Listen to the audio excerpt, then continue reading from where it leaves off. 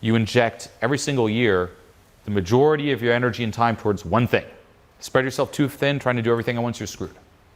And that changes, and that is where you have to be true with yourself. Like, there are years where I go full out on different business goals that I have. And you'll see, just go ham on business, but then other areas of my life will take a hit.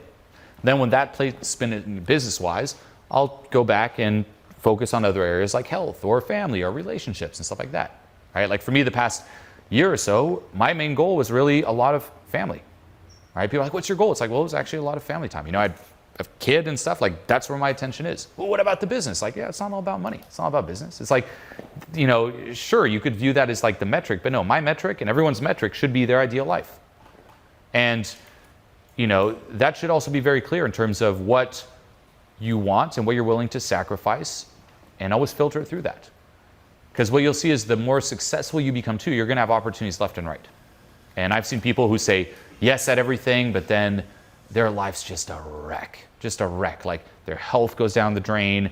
They aren't happy. They're overworked. They bit off more than they can chew, and they can just rationalize, I'm just saying yes. I'm like, yeah, I'm not willing to do that. Like right now, if I were willing to take big hits in my personal life, my relationship life, my free time, or even my health, and my health did actually take a bit of a hit the past year, but say I want to take huge hits there, I would easily 3 to 5x, if not more, my income. Maybe even 10x my income, just by doing that. But the 10x income isn't worth sacrificing all that at this point based upon my ideal life, even though I could. So that there is also part of getting clear on who you are, what you value, what you want. It's like, hey, nope, I'm good with that. And just staying true. Same with your friends. Nope, I want this type of friend. Staying true with that. And for everyone, it'll be different. It'll also change. That ideal life, guess what? It's not the end goal. It's like you'll reach that and then you'll have another ideal life, another ideal life. The whole purpose of having goals is to enhance your experience of the right here, right now. But it is important to have those goals you're striving towards, and real goals. And then remember here too, what's productive for one person isn't necessarily productive for another. We think with self-help success, there's cookie cutter productivity. No, it depends on your goal. Get clear on that first. Right? And don't just follow what everyone else is doing, comparing yourself to everyone else. Sit down and ask yourself. Because that's what we always do. It's like asking others, am I doing it right? Teacher, self-help seeker, anyone, am I doing it right? It's like, did you ask yourself? I don't know, what do you want? Right? And even when it comes to this here, right, I'm like, get a ton of references. Yeah, go all out. But it could also be in your win that you want to be good socially, but you're okay with just 30%. And I had massive respect for that too. You don't have to go all ham and go 100%. As long as it's authentic, you're like, nope, I want 30%, and in terms of my ideal life, that's good enough.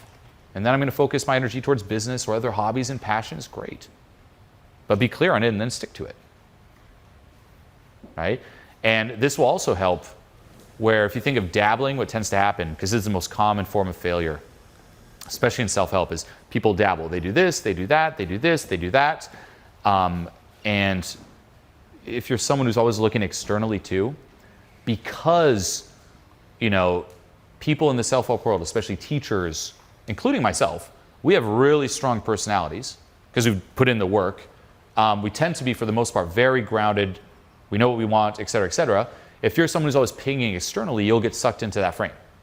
Like right now, and this is just a fact, and that'd be the same as listening to a speech, you're all sucked into my frame. But here's what happens. Right now, you might be like, yeah, let's do that. And then you go to another seminar and people get sucked in someone else's frame. Actually, I'm going to do this. Actually, I'm going to do that. Actually, I'm going to do this. And they just bounce around, never doing anything because they're going left to right, getting sucked into people's frames. Instead, it's get sucked into your frame. What do you want? Okay, this is my ideal life. Great. And then, yeah, go attend other seminars that are aligned with you moving towards your win. Right? So that's what I would say. Same here. It's like, I'm not telling you what you should or shouldn't want. You figure that out. But get clear on your authentic win and then filter everything through that. That's your compass. But then it's scary because then responsibility is on you. All right? But I would do that too. The same with friends, right? And then it's also like really that principle of authenticity and like knowing who you are, valuing who you are, like integrity even. It's like being willing to stick to that. Where it's like, some of my friends who might be like, say, not that successful or nerdy, if someone who I work with or something, they're like, oh, you hang out with that person? I'm like, yep, and just owning it. versus, oh no, well, you know, it's like, yep, that's just who I am with. That's what I want. Grounded. Oh yeah, business-wise, that's my goal. That's what I want. Oh, but you said no to that thing. Yep, that's what I want. Just own, own, own. Get clear and own.